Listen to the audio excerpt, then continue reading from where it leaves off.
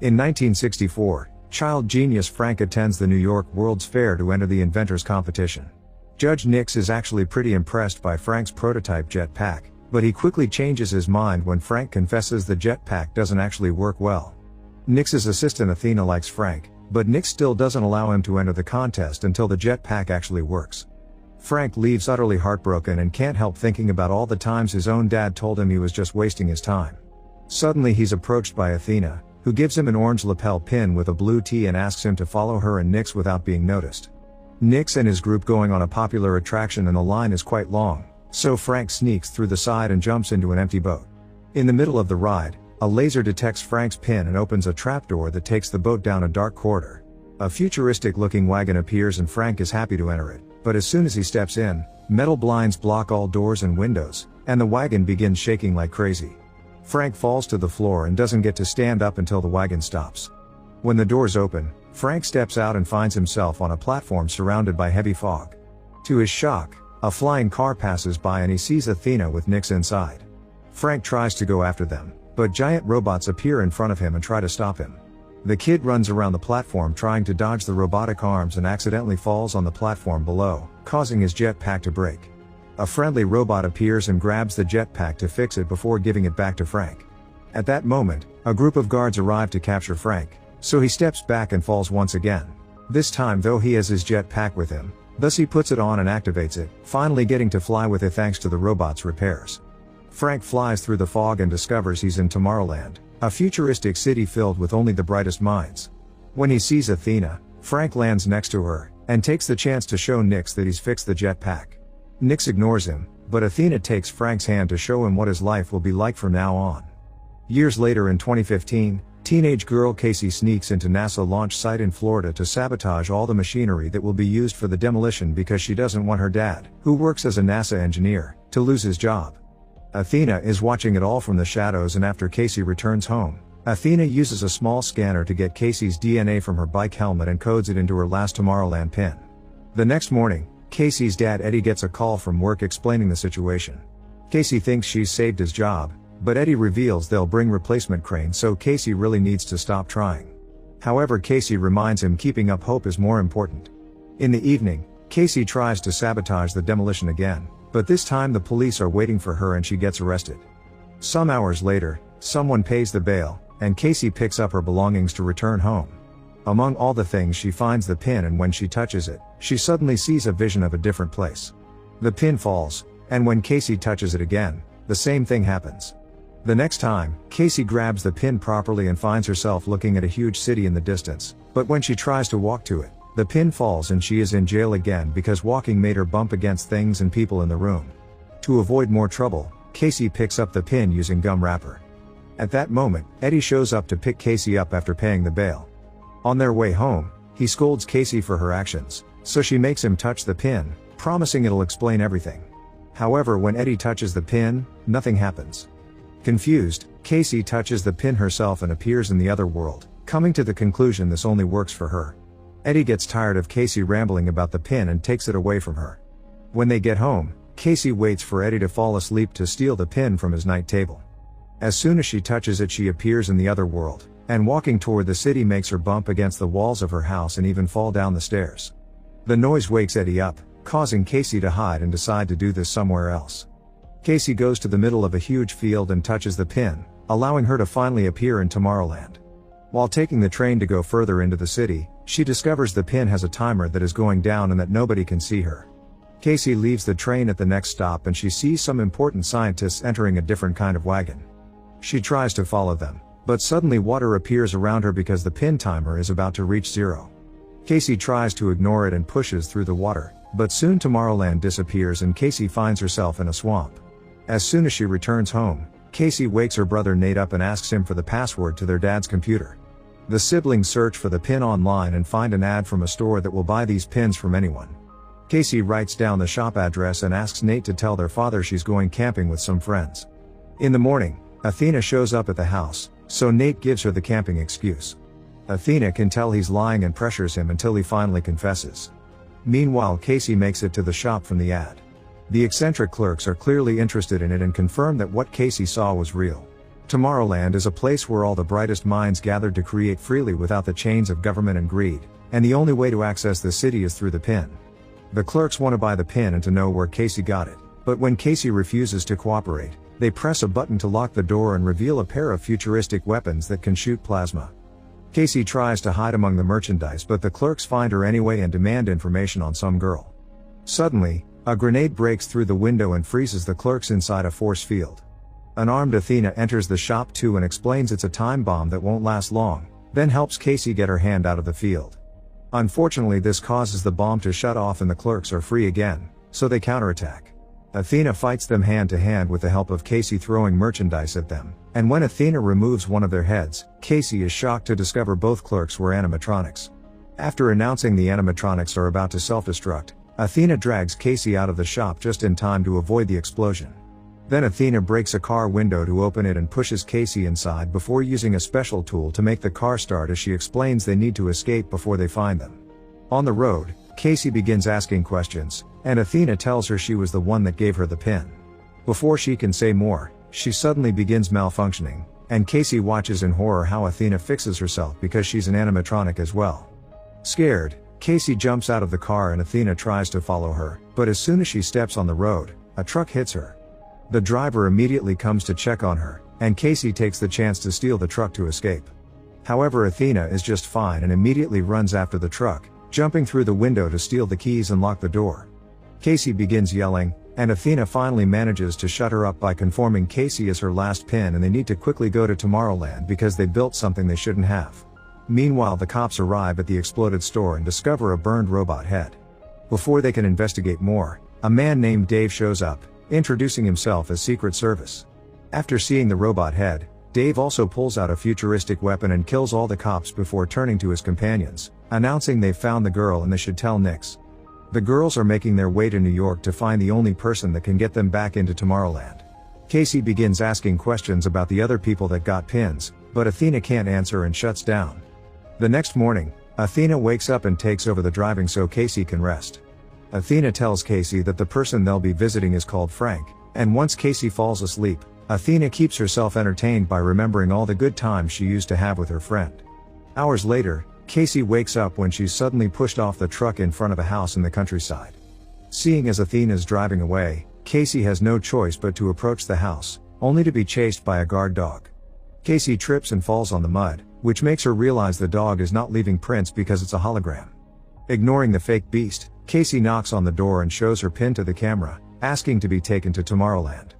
A sudden burst of air pushes Casey back and an older Frank comes out of the house, demanding to know where Athena is. Hearing she's gone angers Frank and he tells Casey to leave because Tomorrowland is nothing but a manipulative lie. Then Frank returns to his house and locks the door. Casey refuses to leave and waits outside even while it rains. Eventually, she gets tired and looks around to make a plan. By starting a fire on the plowing truck, Casey gets Frank to leave the house, and while he's too busy putting the flames out, Casey runs inside and locks the door. When Frank tries to enter again, Casey just pushes him back with the same burst of air. Casey begins looking around the house, finding all sorts of crazy inventions. One particular machine plays a record of little Frank trying to make Athena laugh, and Athena telling him to stop trying. In another room, she finds a bunch of screens keeping up with the news and a timer that is slowly going down. Suddenly, a secret door under the stairs opens and Frank gets back into the house, ready to kick Casey out, but she convinces him to give her some answers. Frank was kicked out of Tomorrowland for building something he shouldn't have, which is the timer connected to the screens. He wonders if Casey would want to know the date of her death and she says yes, but accepting her death may actually cause it, so she wouldn't believe it because they need to be able to make their own destiny. This statement causes the percentage on the screen to fall, which greatly impresses Frank. Their conversation is suddenly interrupted by the arrival of Dave and his agents, who are actually robots looking for Casey. Frank immediately activates all the metal blinds, and when one robot uses her strength to get inside anyway, Frank uses a tool to electrocute her. Another robot is destroyed by an electrical trap on the wall, and Frank gets rid of two more by making them fall through a secret trapdoor. Then Frank and Casey run to the living room, where one more robot is waiting. Frank fights it hand to hand, and Casey helps him win by grabbing a special portal machine and sticking the robot inside.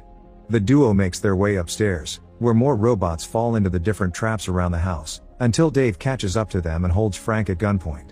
Luckily Casey finds a bat and uses it to beat Dave to a pulp. Frank then drags Casey into the bathroom and they jump into the tub, which Frank activates to transform it into a capsule. One more robot comes after them and tries to grab the tub, but at that moment Frank launches it, causing the capsule to fly out and land on the lake. Frank and Casey swim out and enter the woods, where Frank has hidden a bike that won't start. The duo is suddenly startled by a light approaching them, but it's just Athena that came to pick them up. The trio leaves in the truck and as soon as they hit the road, Frank and Athena begin arguing. It's revealed that all pins were supposed to be destroyed, and Athena escaped with the last box of 12 to keep on recruiting people. Frank is furious that more young people have been dragged into this and tells Casey that Athena lied. She doesn't shut down if you ask too many questions, it's just her ignoring you. Frank thinks Athena puts up fake emotions to lure you in and abandon you later. Athena is hurt but ignores it for now to take them to the local station where Frank has installed his secret network that transmits to his house. There's another capsule waiting for them, and once the humans are wearing the proper protection, they activate the system that teleports them away. Once they arrive, Casey discovers they're at the top of the Eiffel Tower. There's a guard near the door, but luckily Frank has brought a bunch of inventions in his bag, including a little tool that allows Casey to knock the guard out with just a light tap. They enter a room with an exhibition with famous inventors, and Frank explains that Eiffel, Verne, Tesla, and Edison were the ones that started Tomorrowland by using the Eiffel Tower as an antenna that took them to the other world. There have always been rumors of a secret entrance, and after searching around, Frank activates it. This causes the Eiffel Tower to split into two and reveal a rocket, so the trio hurries inside as more robots arrive to capture them.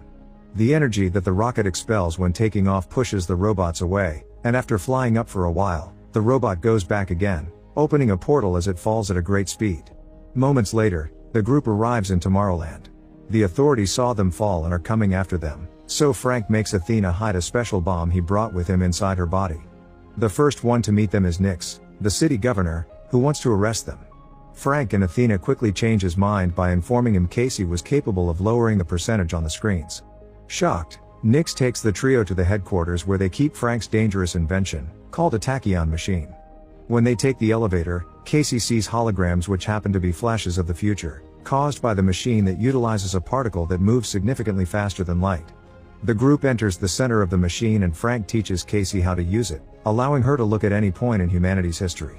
Casey is shocked to see herself in her house a few mornings ago, and Frank explains the machine can also look forward, so Casey begins going through history at a high speed until she finally sees the issue. The machine has predicted that in 58 days, the world will end.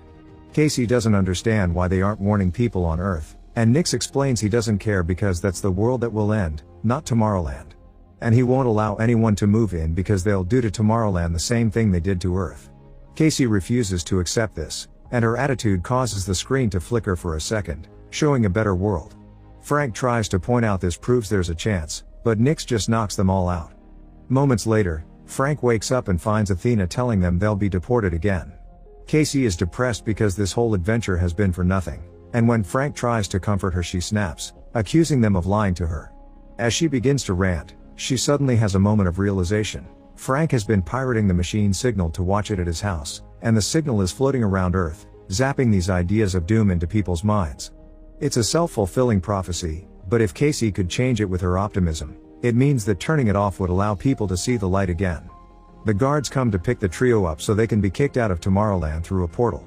Casey tries to tell Nix about her discovery and asks him to turn off the machine, but Nix says there's no off button.